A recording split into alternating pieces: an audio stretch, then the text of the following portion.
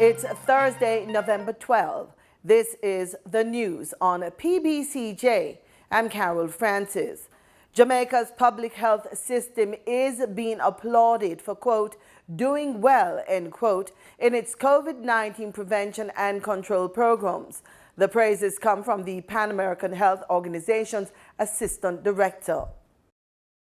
PAHO's Assistant Director, Dr. Jarbas Barbosa, says Jamaica's public health system has been highlighted by the organization for best practices in COVID-19 contact tracing and more. Countries must prioritize contact tracing to limit the spread of the virus. Contact tracing must be part of all response plans and should be adjusted according to the pattern of transmission, from sporadic cases to cluster to community transmission. Argentina, Costa Rica, and Jamaica are just a few countries that are doing this particularly well. He says surveillance data is the instruction manual that countries must use to detect rises in COVID-19 cases from urban to rural areas. Effective surveillance systems allowed Chile to bounce back after unprecedented spikes earlier this year by tailoring its public health measures locality by locality. Thanks to strong laboratory surveillance systems, Caribbean countries have been disciplined about imposing restrictions and tightening public health measures when there have been new infections. Dr. Barbosa says countries must rely on their primary public health care system as the foundation of their response to the pandemic. Countries must prepare for the worst by having such medical teams on call for emergencies. Most countries across our region form emergency medical teams to provide the surge capacity when needed. He notes that PAHO is not ranking countries on their performance in dealing with the virus, but is pointing to the best practices in specific protocols. For the news on PBCJ, I'm Simone Absalom. The Jamaican government is also receiving praise from the outgoing Canadian High Commissioner to Jamaica, Laurie Peters. She has lauded the administration for its response to the coronavirus COVID-19 pandemic. She told the Jamaica Information Service that she is impressed by the country's early response to managing the pandemic. Time now for the latest COVID-19 figures as released by the Ministry of Health and Wellness. 53 new COVID-19 cases were reported over the last 24 hours. This brings the total positives to 9,634, of which 4,237 are active cases. No deaths were recorded on Wednesday. That total remains at 225. 49 persons have recovered from the virus, bringing that tally to 5,043. One previously recovered case was a duplicate. 12 patients are moderately ill and 5 are critical at this time. A total of 68 infected persons are currently in hospital. For the news on PBCJ, I'm Gabrielle Thompson. COVID-19 vaccine developers are being invited to submit a proposal for supply in 2021. UNICEF and the Pan American Health Organization, PAHO, have launched a tender for submissions. The tender will run for 6 weeks. The partnership should result in 2 billion doses of COVID-19 vaccine on behalf of the COVAX facility. Now we have 10 vaccines that are at the final stage of clinical trials. Some of them are closing to the end of these trials. After the end, they will need to publish not a summary of the study, but they will need to publish in scientific journals all the data so the scientific community worldwide can double-check all the data very carefully if the sample was correct, the methodology, the outcomes, everything that is provided by a clinical trial. And they will also need to present. PAHO says of the 186 participating economies, 92 lower-income economies will receive financial support to access the vaccines. Interested parties can visit PAHO's website for more information. Farmers who were impacted by the recent heavy rains will soon receive financial relief. So says Minister of Agriculture and Fisheries Floyd Green. He gave the details in Parliament. More than 14,000 farmers have suffered from the impact of heavy and continued rainfall in recent days. Livestock were lost, produce damaged, lands flooded in Clarendon, Manchester, St. Elizabeth, St. Catherine, St. Andrew and St. Thomas. Agriculture and Fisheries Minister Floyd Green shared his observations from his visit to the areas. I've spent the last 2 weeks visiting a number of our farmers across the most affected parishes. In fact, we have gone to Bog Hole in Clarendon, Mason River, Douglas Castle, over in St. Anne, gone down into South Manchester to the Dove House area. We've been across South St. Elizabeth. We've been into St. Catherine, and we are planning to go to St. Thomas on Friday. And, Madam Speaker, the word that comes to mind is that the rains has truly had a devastating impact on our farmers. In fact, Madam Speaker, some 2,955 hectares of crops have been lost, with an economic value of some $2.5 billion. The significant damage to infrastructure has also affected farmers, such as farm roads, drains, protected structures like greenhouses and catchment areas. In relation to the infrastructure damage, that assessment, Madam Speaker, is ongoing. As you would be aware, unfortunately, some of the areas are still inaccessible, but we already have a preliminary estimate of $140 million. The Agriculture Minister detailed preliminary emergency relief packages for the affected areas. He explained that the money was procured through a reallocation of the ministry's resources. That my model in relation to direct support focuses on equity and not equality. As such, we have 3 tiers under which support will be provided. We will provide $500,000 to 20 MPs who have been categorized as urban MPs. We will provide $1 million to 20 MPs who have been categorized as rural MPs. And we will provide $1.5 million each to 21 MPs in the hardest hit areas. Minister Green also explained how farmers should access this support. In relation to accessing the support, these are the following ways that it can be accessed by our farmers. Our RADA extension officers have been dispatched to identify the areas and the farmers who are most significantly impacted. These farmers are now advised to follow up with their extension officers and parish offices in order to access the benefits that will be outlined. The farmers will be required to complete a beneficiary assessment form, and they will follow the instructions given by their RADA officers to get the requisite benefit through selected farm stores. As I am quite aware that there has been a significant call on our members of Parliament, we will also be providing some direct support through the members of Parliament. Minister Green notes that the ministry will eventually have to seek assistance from the Ministry of Finance and Public Service for additional support for the relief program. For the news on PBCJ, I'm Simone Absalom. One of the big ticket items for this legislative year is the amendment of the Independent Commission of Investigations Act.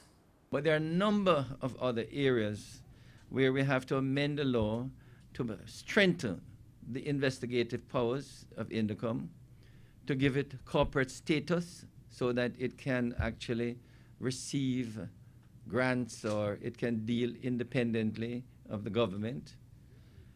Also, that it can share information, because the present act does not allow INDECOM to share information. So we will allow it to share information with the JCF, with the JDF, with the Coroner's Court, and with other bodies to be determined. And we hope that very shortly a bill will be tabled in Parliament so that not only do we amend the act, but we can improve the INDECOM legislation. The Jamaica Cares mandatory travel insurance program has reportedly received positive feedback from global tourism stakeholders. So says Tourism Minister Edmund Bartlett during the Tourism Ministry's two-day strategic planning retreat at the Terra Nova All-Suite Hotel in Kingston. Jamaica Cares, which is being led by the Global Tourism Resilience and Crisis Management Center, is a travel protection and emergency services program that provides visitors with medical care, evacuations, field rescue, case management, and patient advocacy in all circumstances up to and including natural disasters. The insurance plan also covers testing, quarantine, and evacuation if necessary for COVID-19. The initiative is aimed at not only providing travel protection and emergency services to tourists. It's also designed to ensure the safety and protection of workers in the tourism sector and, by extension, all Jamaicans. The ackee fruit is synonymous with Jamaica. A plate of ackee and saltfish is as much a favorite pastime as a game of dominoes or football. In this next report, Marlon Samuels tells us more about this amazing fruit and potential for export earnings. Native to West Africa, the ackee plant was brought to Jamaica in 1778. Since then, it has been designated Jamaica's national fruit. Though native to West Africa, it is not eaten by many in that part of the world because it's seen as poisonous. Ackee that is not fully ripe contains a toxic compound called hypoglycin. It can cause vomiting or even death. Ackee must only be cooked after the fruit's protective pods turn red and open naturally. When prepared, it makes a delicious meal that have many asking for more. In fact, ackee cooked with saltfish is Jamaica's national dish. Google Trends measures the popularity of internet search terms. In 2012, Google Trends reported that for every one individual who searched for Jamaican jerk, 4 searched for rum, 8 for coffee, and 40 for ackee. Ackee in its processed form is sold in ethnic markets in the United States, Canada, and England. The fruit has excellent foreign exchange earning potential. In 2016, ackee exports from Jamaica totaled $20 million. The Jamaica Promotions Corporation, JAMPRO, estimates that ackee exports will reach over $29 million in 2020. So the next time you want to prepare a delicious Jamaican dish, pick up some ackees. If you are thinking of farming, why not plant ackees for the local and export markets? For the news on PBCJ, I am Marlon Samuels. Motorists will have to fork out more at the pumps this week. Business reporter Gabriel Thompson will now give us these and other market details. According to the latest ex-refinery costs from Petrojam, motorists should see an increase at the pumps in the prices of gasoline and diesel effective Thursday, November 12. 87 and 90 octane gasoline will be sold for $105.90 and $108.73 per liter, respectively, up by 25 cents each. Following an increase of 25 cents, automotive diesel fuel will be sold for $107.54 per liter, while ultra-low sulfur diesel is also up by 25 cents and will be sold for $110.28 per liter. Kerosene increased in price by 25 cents and will be sold for $82.40 per liter. Propane liquid petroleum will be sold for $46.82 per liter, following an increase of 25 cents, and butane liquid petroleum will be sold for $51.54 per liter after an increase of 25 cents. Marketing companies and retailers will add their respective markup to these prices. In Wednesday's trading session, the JSE Combined Index declined by 269 points to close at under 400,000 units. Overall market activity resulted from trading in 82 stocks, of which 33 advanced, 39 declined, and 10 traded firm. The Junior Market Index declined by 23 points to close at under 3,000 units. Stocks advanced for Barita Investments Limited, Caribbean Cement, and Caribbean Cream Limited. Stocks declined for Access Financial Services, Blue Power Group Limited, and CAC 2000 9.5% preference shares. Lasco Manufacturing Limited was the volume leader with over 22 million units, followed by Wigton Wind Farm Limited ordinary shares with 18.6 million units, and Grace Kennedy Limited with 2.4 million units. Now for the foreign exchange. The US dollar on Wednesday, November 11, ended trading at $149.53. The Canadian dollar sold for an average $114.60. The pound sterling traded for $195.46, and the euro ended trading at $178.55. Oil prices fell on Thursday, snapping 3 consecutive daily gains as traders tempered expectations of an early release of a COVID-19 vaccine, and the IEA raised doubts about a quick demand rebound amid surging infections in Europe and the United States. Brent crude futures fell 34 cents to $43.46 a barrel. West Texas Intermediate crude futures fell 30 cents to $41.15 a barrel.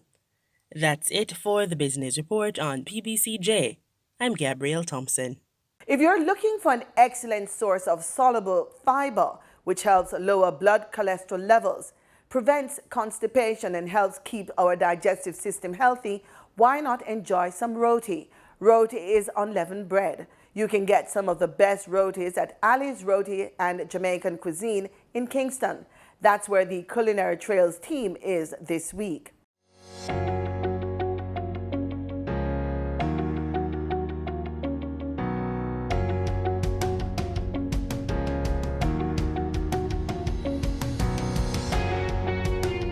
A delightful menu from Ali's Jamaican Cuisine.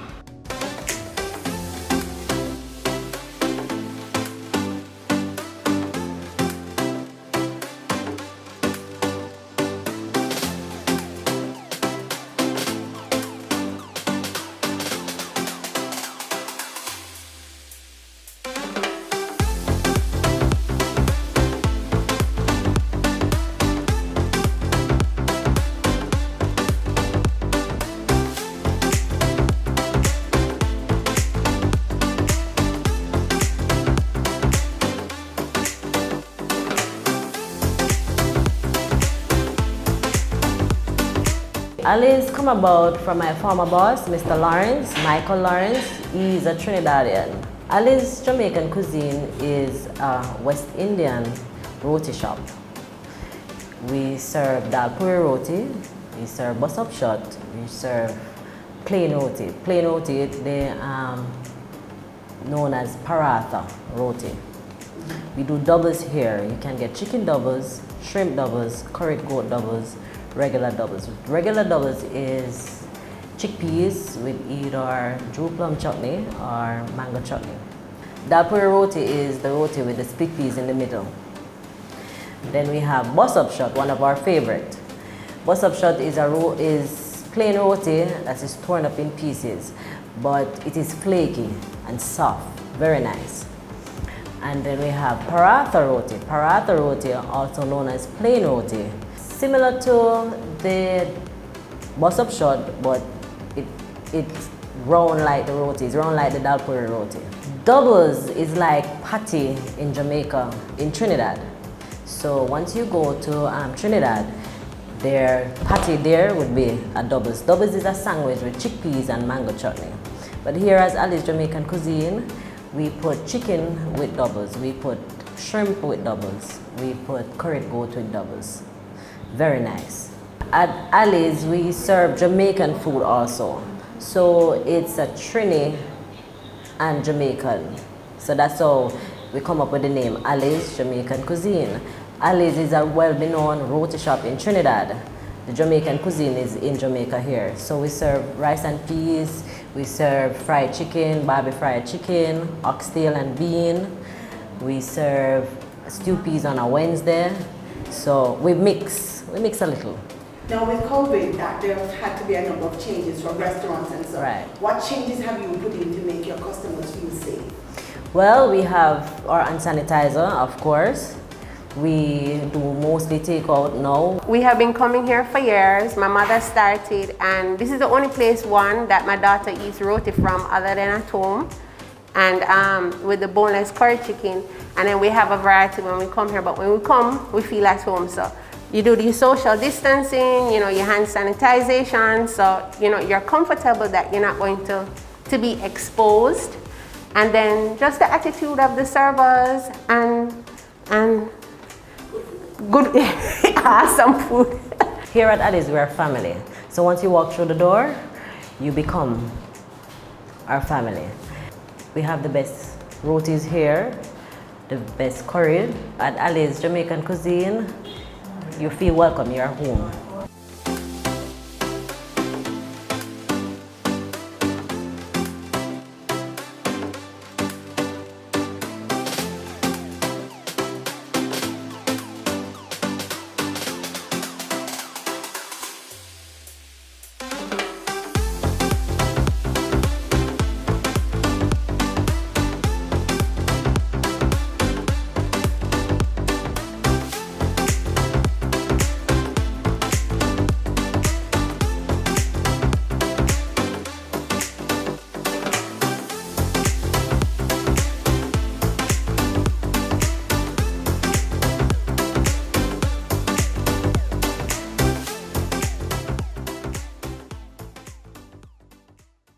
In regional news, the Bahamian Police Commissioner is responding to widespread concerns about emergency order violations appearing on offenders' police records.